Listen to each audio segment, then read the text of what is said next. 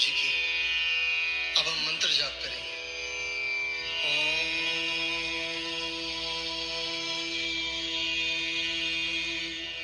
नमः शिवाय।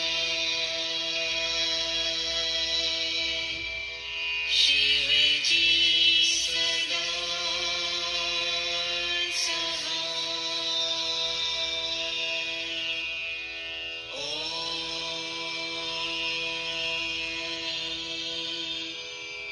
नमः शिवाय। गुरुजी सदा सहाय।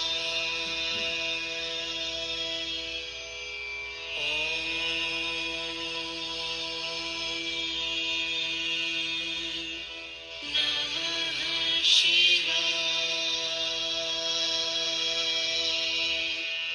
शिवजी सदा सहाय।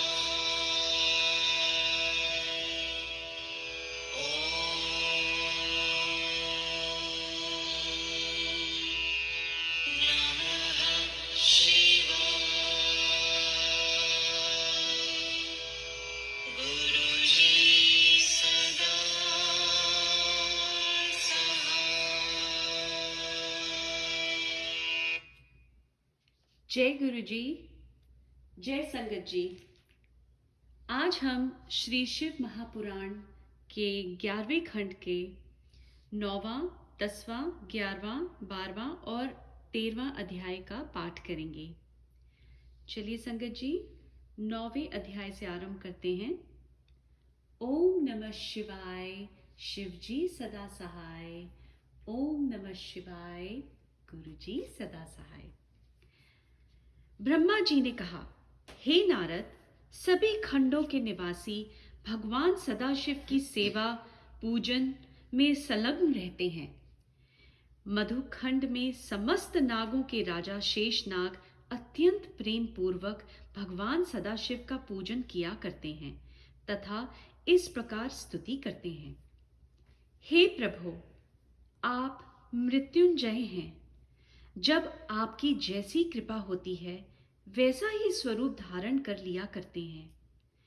आप ही संपूर्ण संसार को उत्पन्न करने वाले हैं, पालन करने वाले तथा नष्ट करने वाले हैं।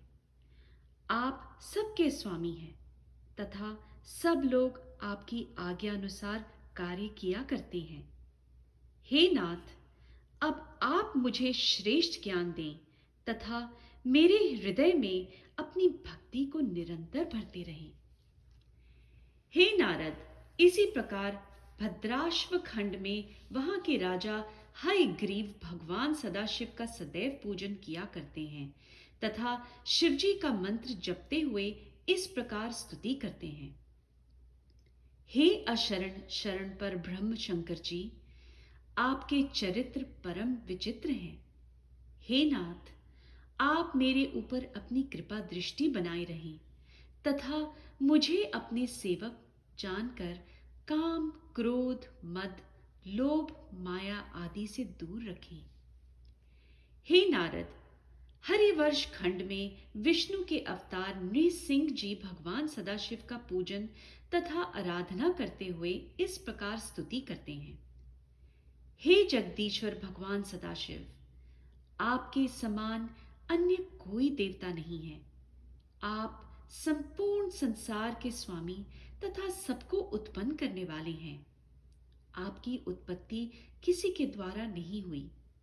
इस प्रकार नृसिंह जी शरभनाथ शिव जी का पूजन करते हुए उन्हीं के ध्यान में संलग्न रहते हैं। हे नारद, किम पुरुष खंड में रामचंद्र जी भगवान सदाशिव का पूजन करते हुए इस प्रकार प्रार्थना करते हैं। हे शंकर जी, आप भक्तों का दुख दूर करने वाले तथा सबके स्वामी हैं। आप अत्यंत दयालु तथा अपने भक्तों को मोक्ष प्रदान करने वाले हैं। आपकी कृपा से ही मैंने रावण तथा अहिरावण का संहार किया। यह भी आपके चरणों का प्रताप है कि मैं सब लोगों का स्वामी बना हुआ हूं। हे नारद, भरतखंड में नर नारायण भगवान सदाशिव का मंत्र जपते हुए इस प्रकार स्तुति करते हैं। हे प्रभु, आप मन, वचन, कर्म, इंद्रिय तथा विचार से परे हैं। वेद भी आपकी महिमा का वर्णन करते हुए आश्चर्यचकित रह जाते हैं। ब्रह्मा, विष्णु, सनकादिक सभी आपकी सेवा में संलग्न रहते हैं। हे नारद, नर नारायण के समीप भगवान सदाशिव सदैव स्थित रहते हैं। उस स्थान का नाम संसार में केदार प्रसिद्ध है। जो मनुष्य केदार में पहुंचकर अपने शरीर को त्यागते हैं, उन्हें शीघ्र मुक्ति प्राप्त होती है। हे नारद, केतुमाल खंड में कामदेव अपनी सेना सहित शिवजी का पूजन करते हुए इस प्रकार प्रार्थना करते हैं। हे स्वामिन, आप दृष्टों को भय देने वाले तथा भक्तों की रक्षा करने वाले हैं। आपने मुझे अपनी क्रोधाग्नि से जलाकर अत्यंत कृपा की थी। आप मेरे संपूर्ण पापों को नष्ट कर देने की कृपा करें, क्योंकि शरण में आए हुए प्राणी को आप उदारता पूर्वक क्षमा कर देते हैं। हे नारद, रम्यक खंड में विष्णु जी शिवजी का पूजन करते हुए इस प्रकार स्तुति करते हैं। हे प्रभु, आप संपूर्ण ब्रह्मांड के स्वामी हैं। आपकी महिमा का वर्णन शेष जी से भी नहीं हो सकता। लक्ष्मी जी सदैव अपनी सेवा में संलग्न रहती हैं। अस्तु, आप मेरे ऊपर सदैव अपना अनुग्रह किए करें। हे नारद, हिरण्य खंड में लक्ष्मीपति पितरों सहित भगवान सदाशिव की सेवा में संलग्न रहकर शिव मंत्र का जाप करते हैं तथा इस प्रकार स्तुति करते हैं। हे देवेश्वर, आप अपने भक्तों को आनंद प्रदान करने वाले त्रिभुवनपति, निर्विकार, अनादि, अनंत, दीनानाथ तथा शरणागत वत्सल हैं। हम यही प्रार्थना करते हैं कि आप हम लोगों पर सदैव अपनी कृपा बनाए रहें। हे नारद, कुरुखंड में वारा जी भगवान सदाशिव के षडक्षरी मंत्र का जप करते हुए इस प्रकार स्तुति करते हैं। हे गिरिजेश्वर, आप संपूर्ण ब्रह्मांड के स्वामी हैं। आप ही ने गज, गंगा, हर, श्रीकर, नंदी, किरात आदि को मुक्ति प्रदान की है। मैं आपकी शरण में हूं। हे नारद, इस प्रकार सभी खंडों में भगवान सदाशिव का पूजन किया जाता है। यह जम्बू द्वीप की कथा परम पवित्र तथा संपूर्ण कष्टों को दूर करने वाली है। इसके पढ़ने, सुनने तथा सुनाने से अत्यंत आनंद प्राप्त होता है। 10वां अध्याय। ओम नमः शिवाय, शिवजी सदा सहाय। ओम नमः शिवाय, गुरुजी सदा सहाय। ब्रह्मा जी ने कहा, जम्बू द्वीप का वृत्तांत मैंने तुम्हें सुनाया। इसी द्वीप के अंतर्गत 8 उपद्वीप भी हैं, जिनके नाम इस प्रकार हैं। पहला स्वर्णप्रस्थ, दूसरा चंद्र, तीसरा शुक्ल परिवर्तन, चौथा रमणक, पांचवा मंदिरहर, छठा जन्य, सातवां सिंगल तथा 8वां लंब। इस जम्बू द्वीप के चारों ओर खारे जल का समुद्र है। हे नारद, जम्बू द्वीप के बाद प्लक्ष द्वीप का स्थान है। इसका सम्राट सुछवि नामक एक बड़ा राजा हुआ। उस राजा के 7 पुत्र थे, जिनके नाम इस प्रकार हैं। पहला शिव, दूसरा यवस, तीसरा सुभद्र, चौथा वैशांत, पांचवा क्षेम, छठा अमृत तथा 7वां अभय। उस राजा ने अपने इन 7 पुत्रों को द्वीप के 7 खंड करके बांट दिए। वे 7 खंड इन्हीं 7 लड़कों के नाम से प्रसिद्ध हुए। इस द्वीप में 7 पर्वत हैं तथा 4 वर्ण के लोग रहते हैं, जिनके नाम इस प्रकार हैं। पहला उद्यवार्यन, दूसरा परमहंस, तीसरा पतंग तथा चौथा सत्यांग। मनुष्य को इनके दर्शन भी देवताओं के दर्शन के समान अत्यंत कठिनता से प्राप्त होते हैं। यह सब सूर्य का पूजन करते हैं तथा उन्हीं के मंत्र को जपते हुए इस प्रकार प्रार्थना करते हैं। हे सूर्य देवता, आप भगवान सदाशिव के रूप हैं। आपका शरीर तीनों गुणों से युक्त है। आप संपूर्ण रोगों को नष्ट करते हैं। हे नारद, इस प्रकार प्लक्ष द्वीप के निवासी सूर्य नारायण के माध्यम से शिव जी का पूजन करते हैं। इस द्वीप के चारों ओर ईख के रस का समुद्र है। हे नारद, अब तुम शालमली द्वीप का हाल सुनो। प्लक्ष द्वीप जम्बू द्वीप से दुगना बड़ा है तथा शालमली द्वीप का विस्तार प्लक्ष द्वीप से दुगना है। इस द्वीप के चारों ओर सुरोध समुद्र है। प्रियव्रत का पुत्र यज्ञबाहु इस द्वीप का सम्राट था। उसके 7 पुत्र हुए जिनके नाम इस प्रकार हैं। पहला सुराचन, दूसरा सोमस्व, तीसरा रमणक, चौथा देवभद्र, पांचवा भद्र, छठा आप्यायन तथा 7वां अविज्ञात। राजा यज्ञबाहु ने शालमली द्वीप के 7 खंड करके अपने सब पुत्रों में बांट दिए। वे द्वीप खंड उन्हीं बालकों के नाम पर प्रसिद्ध हुए। हे नारद, शालमली द्वीप के निवासी चंद्रमा का पूजन करते हैं और उन्हीं का मंत्र जपते हुए इस प्रकार प्रार्थना करते हैं। हे चंद्रमा, आप भगवान सदाशिव के कृपा पात्र हैं। अस्तु, हम आपको शिव जी का ही स्वरूप समझते हैं। आप अपने शीतल स्वभाव से सबको शीतलता प्रदान करते हैं तथा सभी जड़ी बूटियों का निर्माण आपके ही द्वारा होता है। इस प्रकार आप अमृत के कुंड हैं। संसार का आरोग्य आप ही के ऊपर निर्भर है। आप हमारे ऊपर कृपा बनाए रहें। हे नारद, शालमली द्वीप के उपरांत कुश द्वीप है। उस द्वीप को घृत का समुद्र चारों ओर से घेरे हुए है। राजा प्रियव्रत का पुत्र हिरण्य उस द्वीप का सम्राट हुआ। हिरण्य के 7 पुत्र हुए जिनके नाम इस प्रकार हैं।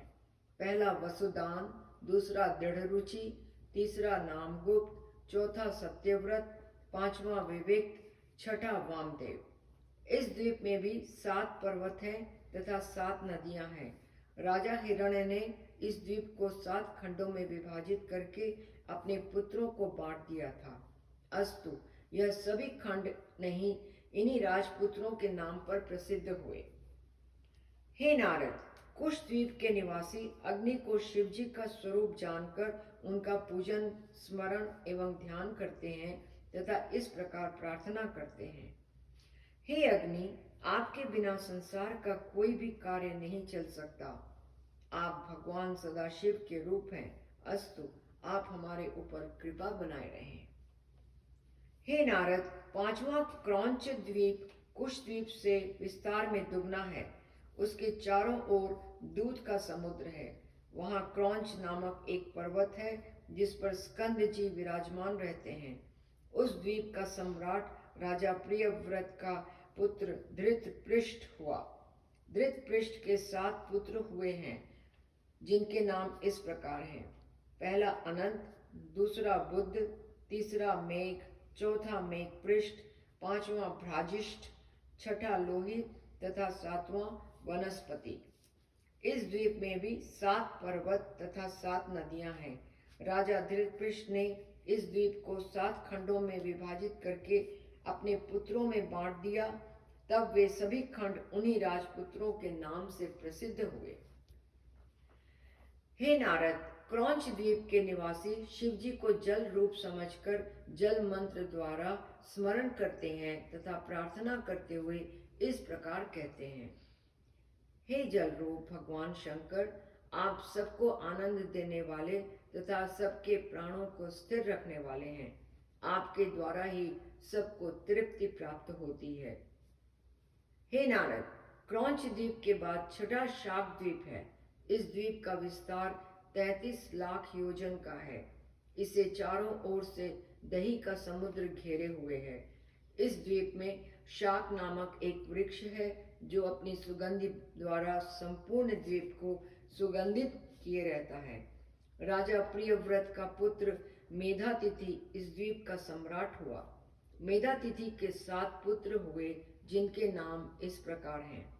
पहला पुरोज, दूसरा मनोज, तीसरा पवमान, चौथा धूम्रानीक, पांचवा चित्ररूप, छठा बहुरूप तथा सातवां विश्वाधार। इस द्वीप में 7 पर्वत तथा 7 नदियां हैं।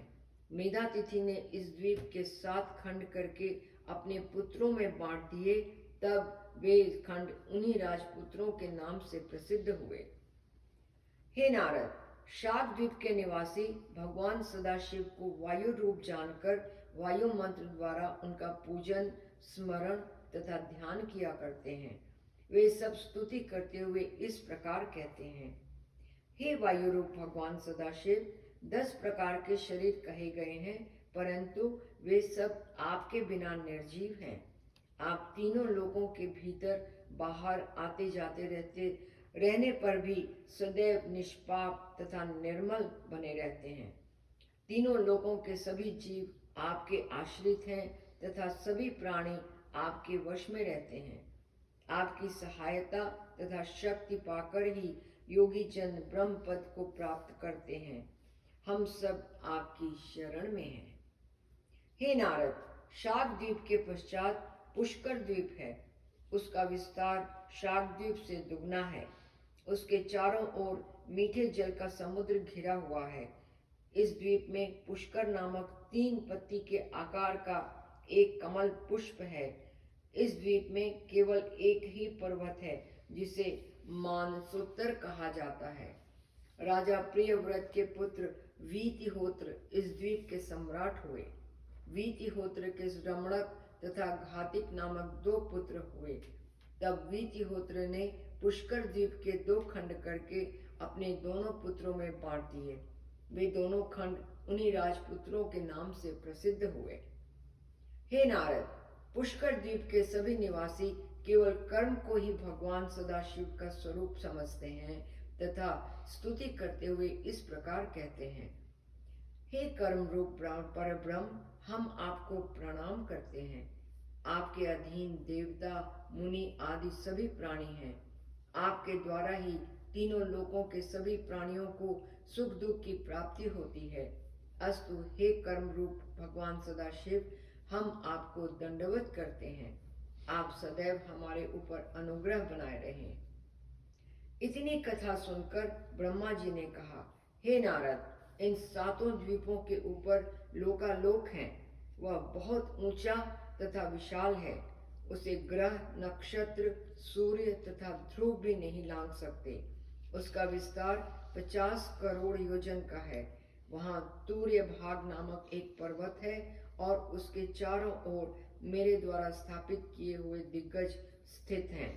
उनके नाम इस प्रकार हैं। पहला अपराजित, दूसरा वामन, तीसरा गतपर्व, चौथा पुष्कर, पांचवा शंखचूड़ तथा छठा ऋषभ। उस स्थान पर भगवान विष्णु जी अपने भक्तों सहित निवास करते हुए संपूर्ण संसार का पालन करते हैं। लोकालोक के आगे योगी जनों के अतिरिक्त अन्य कोई व्यक्ति नहीं पहुंच सकता। मनुष्यों की दृष्टि में वह स्थान दिखाई नहीं देता। अस्तु उनका वहां पहुंचना असंभव है। हे नारद, भूलोक का वर्णन मैंने तुमसे किया। ओम नमः शिवाय, शिवजी सदा सहाय। ओम नमः शिवाय, गुरुजी सदा सहाय। 11वां अध्याय। ब्रह्मा जी ने कहा, हे नारद, भूलोक के ऊपर भुवरलोक है। उसकी लंबाई सूर्य तक 1,00,000 मील से भी अधिक है। वहां प्रत्येक जीव अपने पुण्यों के अनुसार पहुंचता है और अनेक प्रकार के सुखों का उपभोग करता है। हे नारद, पहले उपलोक का नाम पिशाचपुर है। वहां भूत प्रेत आदि रहते हैं। वे पृथ्वी के अंश नहीं हैं। वे तीनों लोकों में भ्रमण कर सकते हैं तथा प्रसन्न होकर दूसरों को वरदान भी दे सकते हैं। उन्हें कभी किसी प्रकार का दुख नहीं होता।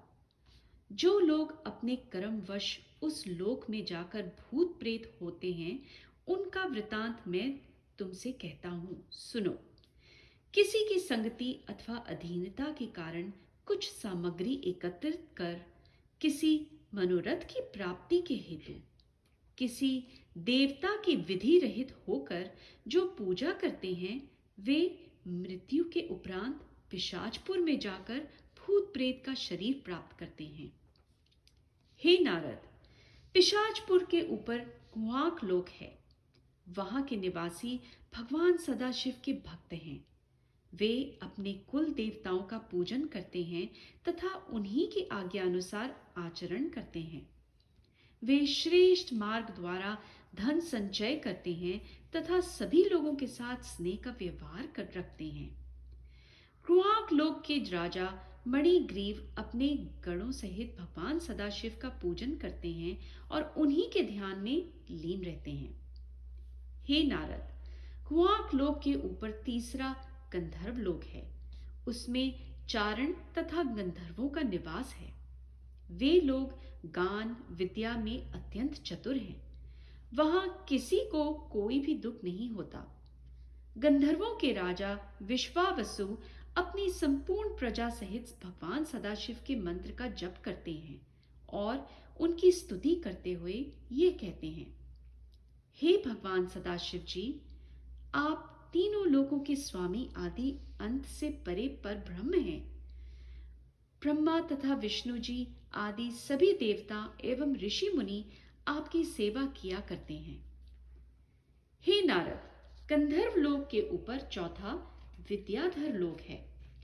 वहां विद्याधर निवास करते हैं जो संपूर्ण विद्याओं को जानकार हैं। जो लोग शास्त्र के आज्ञानुसार योग्य व्यक्तियों को विद्या दान करते हैं अथवा श्रेष्ठ द्रव्य द्वारा विद्यार्थी को शिक्षा दिलाते हैं, वे मृत्यु के उपरांत विद्याधर लोक को प्राप्त होते हैं।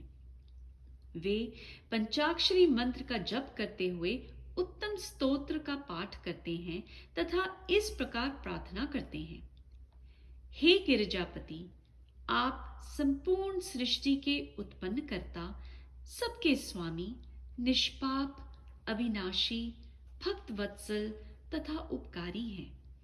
आप हमारे ऊपर भी अपना अनुग्रह करें। हे नारद, विद्याधर लोक के ऊपर पांचवा सिद्ध लोक है।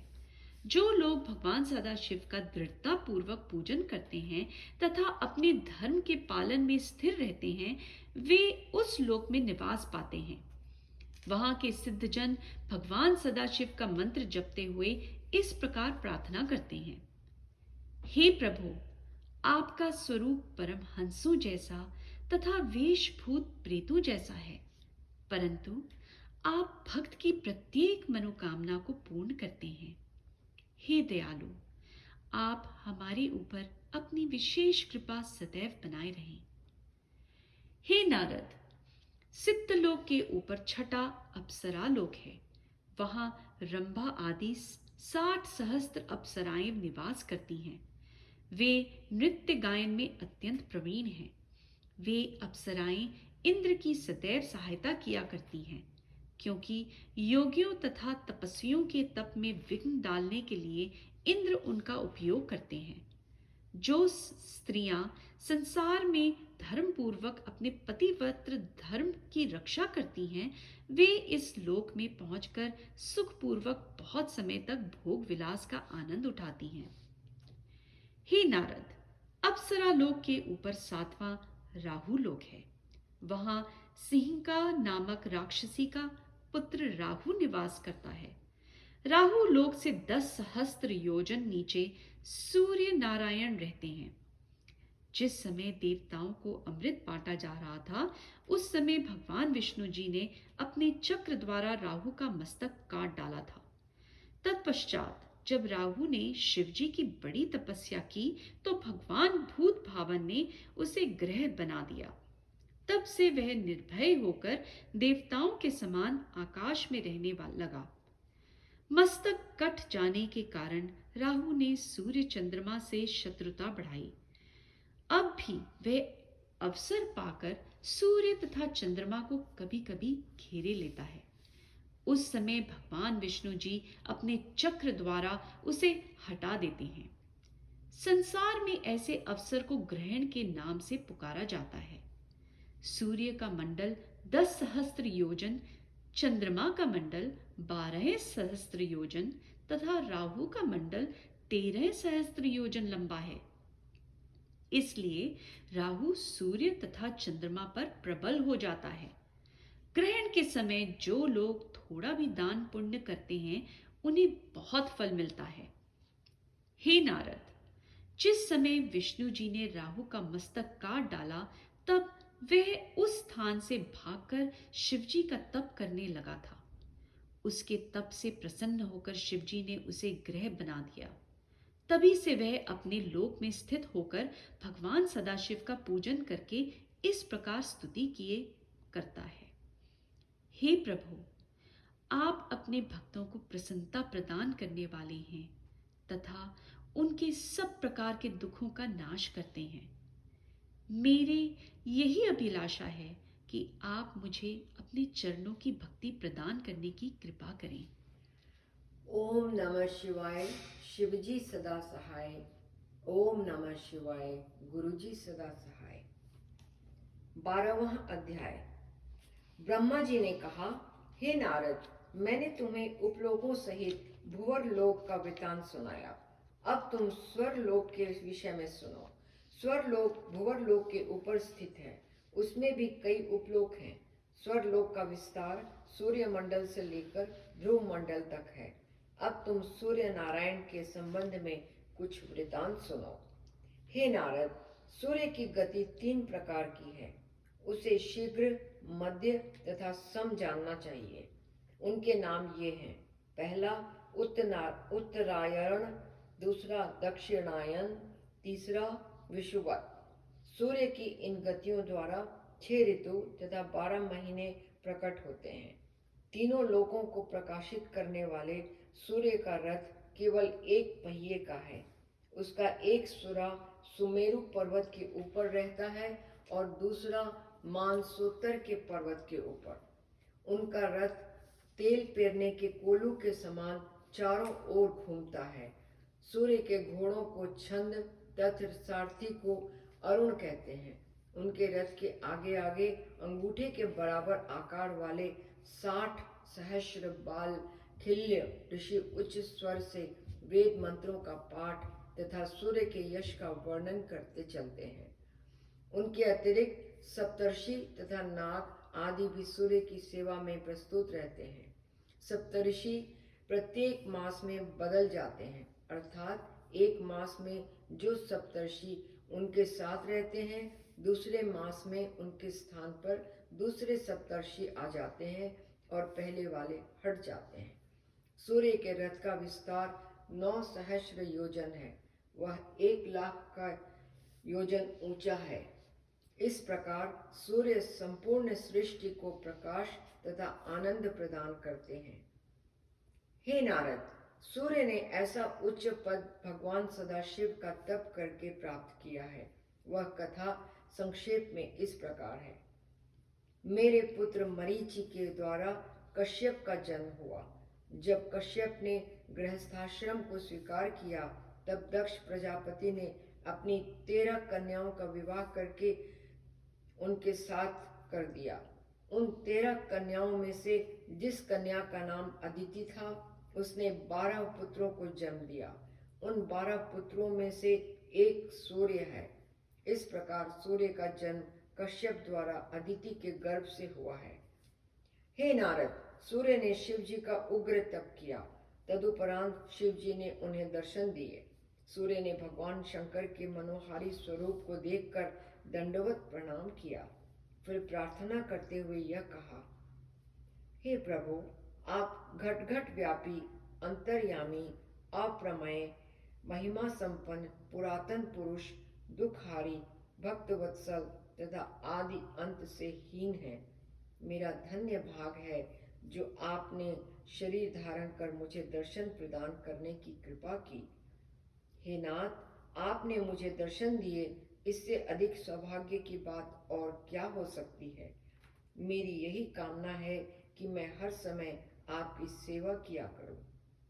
हे नारद, इतना कहकर जब सूर्य चुप हो गए, तब शिव जी ने अत्यंत प्रसन्न होकर उन्हें बिना मांगे ही वर देते हुए यह कहा, हे सूर्य, तुम परम तेजस्वी तथा प्रकाशवान होकर सब जीवों के कर्मों के साक्षी रहोगे तथा अपने भक्तों को सब प्रकार के आनंद प्रदान करते रहोगे। तुम्हारी सेवा करने वालों के रोग दूर हो जाया करेंगे। इस प्रकार सूर्य को वरदान देने के उपरांत भगवान सदाशिव अंतर्धान हो गए। तब सूर्य प्रसन्न होकर अपने लोक में लौट आए। तभी से वे शिव जी का ध्यान धरते हुए संपूर्ण सृष्टि को प्रकाशित किया करते हैं। जो लोग सूर्य का व्रत तथा सूर्य के निमित्त तप यज्ञ आदि करते हैं, वे सूर्य लोक में जाकर अत्यंत आनंद प्राप्त करते हैं। ओम नमः शिवाय, शिव जी सदा सहाय। ओम नमः शिवाय, गुरु जी सदा सहाय। 13वां अध्याय। ब्रह्मा जी ने कहा, हे नारद, सूर्य लोक का वृतांत तुम सुन चुके, अब चंद्र लोक के संबंध में सुनो। चंद्र लोक सूर्य से 1,00,000 योजन ऊपर है। वहां धर्मात्मा तथा पुण्यात्मा लोग आ जाकर अत्यंत आनंद प्राप्त करते हैं। वहां किसी प्रकार का दुख और शोक नहीं है। चंद्रमा की किरणों से जो अमृत टपकता है, उसे पीकर वहां के निवासी सदैव हृष्ट पुष्ट, अजर अमर तथा आनंदित बने रहते हैं।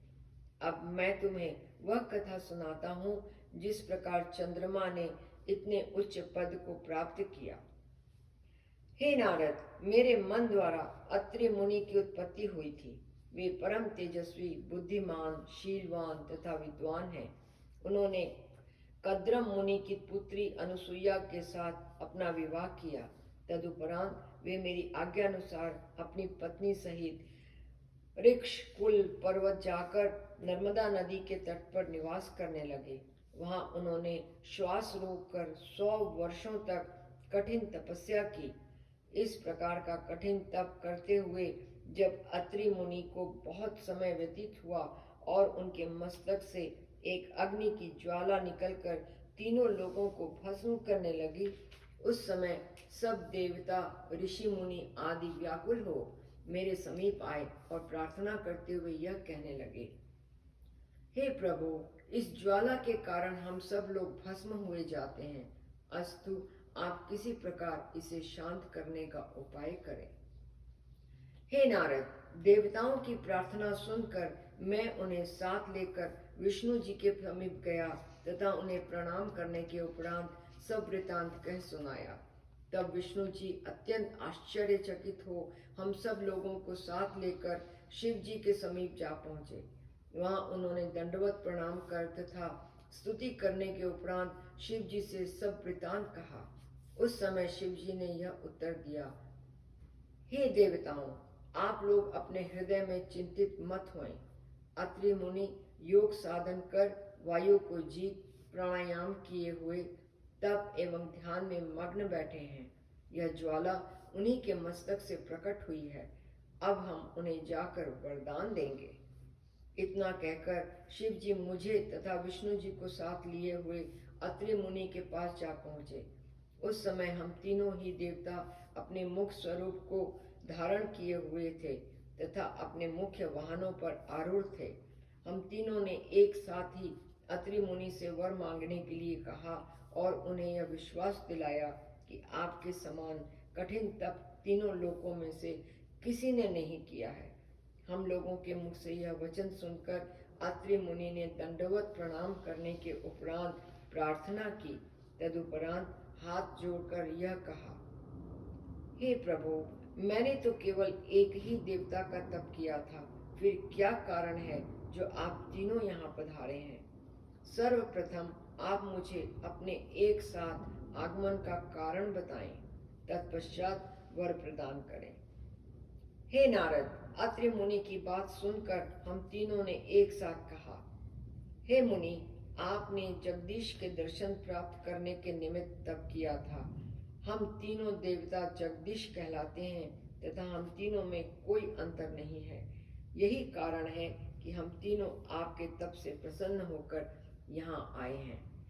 आपने संतान प्राप्ति के हेतु यह तप किया है। अस्तु, हम तीनों देवता अपने अपने अंश द्वारा आपके यहाँ 3 पुत्रों के रूप में जन्म लेंगे तथा तीनों लोकों में प्रसिद्धि प्राप्त कर माता पिता के सुयश को बढ़ावेंगे। इतना कहकर हम लोग अत्रि मुनि को भक्ति का वरदान दे अपने अपने लोक को लौट आए। तब अत्रि भी अत्यंत प्रसन्न होकर अपने घर को चले गए। हे नारद, उचित समय आने पर हम तीनों देवताओं ने अत्रि के घर अपने अंश द्वारा 3 पुत्रों के रूप में जन्म लिया। उस समय आकाश से पुष्प वर्षा होने लगी तथा संपूर्ण संसार में आनंद भर गया। मेरे अंश से चंद्रमा, विष्णु जी के अंश से दत्तात्रेय तथा शिव जी के अंश से दुर्वासा का जन्म हुआ। यहाँ मैं तुम्हें केवल चंद्रमा के संबंध में बताता हूँ। कुछ बड़े होने पर चंद्रमा ने काशी जी में आकर भगवान सदाशिव के चरणों का ध्यान करते हुए कठिन तप किया। तब शिव जी ने प्रसन्न होकर उन्हें वरदान दिया तथा सूर्य लोक के ऊपर रहने के लिए एक लोक भी प्रदान किया। इसके साथ ही शिव जी ने चंद्रमा को समस्त ब्राह्मणों का राजा भी बना दिया। तब से चंद्रमा अपने लोक में रहकर भगवान सदाशिव का पूजन करते हुए इस प्रकार स्तुति किया करते हैं। हे प्रभु, आप तीनों लोकों के स्वामी एवं अंतर्यामी हैं। ब्रह्मा, विष्णु जी आदि देवता आपके सेवक हैं। अस्तु, आप मेरे ऊपर सदैव कृपा बनाए रहें। हे नारद, अब मैं नक्षत्र लोक का वर्णन करता हूँ। यह नक्षत्र लोक चंद्र लोक से 3 लाख योजन ऊपर है। इसमें अश्विनी आदि नक्षत्र रहते हैं। नक्षत्रों ने इस लोक को कैसे प्राप्त किया, वह कथा मैं तुमसे कहता हूँ। प्रजापति ने 60 कन्याओं को जन्म किया था, उत्पन्न किया था। उसमें अश्विनी से लेकर रेवती तक 27 कन्याओं ने काशी जी में जाकर कठिन तप किया। उनकी यह इच्छा थी कि हम सब शिव जी को अपना पति बनावें। अस्तु, जब शिव जी उनकी तपस्या से प्रसन्न होकर वरदान देने के लिए गए, उस समय उन्होंने स्तुति प्रणाम करने के उपरांत यह प्रार्थना की कि हे प्रभु, आप अपने भक्तों की मनोकामनाओं को पूर्ण करने वाले हैं। हमारी यह इच्छा है कि आप हम सबको अपनी पत्नी के रूप में स्वीकार करें। यह सुनकर शिव जी ने उत्तर दिया, हे कन्याओं, हम तुम्हें रहने के लिए चंद्रलोक के ऊपर एक लोक देते हैं। तीनों लोकों में हमारे 8 रूप प्रसिद्ध हैं, उनमें एक चंद्रमा का भी है। अतः हम तुम्हें यह वरदान देते हैं कि चंद्रमा तुम्हारे पति होंगे। अब तुम अपने लोक में स्थित होकर चंद्रमा के साथ सुखपूर्वक विहार करो। पुरुषों के समान तप करने के कारण तुम्हारा नाम पुरुषों के समान प्रसिद्ध होगा। हे नारद, इतना कहकर जब शिव जी अंतर्धान हो गए तो वे सब कन्याएं लौटकर दक्ष प्रजापति के पास जा पहुंची। उस समय दक्ष ने शिव जी के वरदान का वृतांत जानकर उनका विवाह चंद्रमा के साथ कर दिया। तब उन्होंने 12 राशियों के रूप में चंद्रमा को अत्यंत आनंद प्रदान किया। वे सब नक्षत्र लोक में रहती हुई भगवान सदाशिव का पूजन करती हैं तथा इस प्रकार प्रार्थना करती हैं, हे प्रभु, आप सब देवताओं में श्रेष्ठ तथा संपूर्ण संसार के स्वामी हैं। आपके नाम चंद्रचूड़, मूढ़, दुर्जर जटी, तारक, शूलपाणी, त्रिपुरारी, शंभु, गिरिजेश, वामदेव, असितकंठ, सनातन, कामारी, त्र्यंबक, परब्रह्म, परमात्मा आदि प्रसिद्ध हैं। आप हमारे ऊपर ऐसा अनुग्रह कीजिए कि हम सदैव निष्पाप रहें। ओम नमः शिवाय। शिवजी सदा सहाय। ओम नमः शिवाय। गुरुजी सदा सहाय। जय गुरु जी, जय संगत जी। आज का हमारा पाठ यहीं पे अंत होता है। हमारी अगली अंतिम रीडिंग कल यानी कि मार्च 11 तारीख को सन 2021 को होगी और उसका समय है 2 बजे। संगत जी, कल हमारी संगत के लिए, हम सब के लिए बहुत बड़ा दिन है। बड़ा दिन इसलिए है क्योंकि हमारे कुछ रीडर्स मिलके हम लोगों ने 12 अक्टूबर को ना जाने अनजाने में स्टार्ट की ये रीडिंग श्री शिव महापुराण की। गुरुजी ने हमें ब्लेस किया और हम ये जानते भी नहीं थे कि हमारी ये जर्नी जब अंत होगा इसका 11 मार्च को होगा, जो कि महाशिवरात्रि है। संगत जी, कल हमारे लिए बहुत बड़ा दिन है। हमारी श्री शिव महापुराण रीडिंग की समाप्ति हो रही है और कल महाशिवरात्रि भी है। इस अवसर पे दोपहर को 2 बजे हम लोग अपने जैक्स गुरुजी फेसबुक पे लाइव अपनी रीडिंग करेंगे और उसके बाद हमारी कुछ सेलिब्रेशंस हैं। शाम को हम सत्संग भी करेंगे गुरुजी की कृपा से। गुरुजी अपनी ब्लेसिंग्स हम सब पे हमेशा बनाए रखें और हमें ये अवसर बार बार दें कि हम उनकी सेवा करें और इस श्री शिव महापुराण से जो हमें ज्ञान प्राप्त हुआ है उसको हम अपनी ज़िंदगी में अप्लाई भी करें।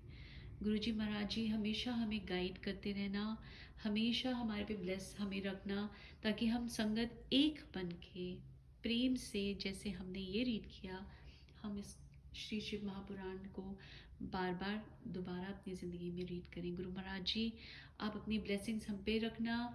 जय संगत जी, शुक्राना गुरु जी, शुक्राना संगत जी। फिर कल मिलते हैं 2 बजे दोपहर को संगत जी, 11 मार्च सन 2021 महाशिवरात्रि वाले दिन। जय गुरु जी।